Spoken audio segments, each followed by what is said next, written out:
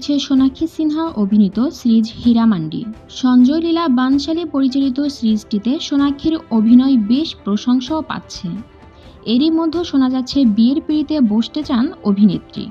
বেশ কয়েক বছর ধরেই প্রেম সম্পর্ক বিয়ে নিয়ে খুব একটা মুখ খুলতে দেখা যায়নি সোনাক্ষী সিনহাকে। যখনই এসব প্রশ্ন উঠেছে তখনই পুরো বিষয়টা এড়িয়ে গিয়েছেন। তবে বলিউডের বাতাসে উঠছিল সোনাক্ষী ও জাহির ইকবালের প্রেমের খবর।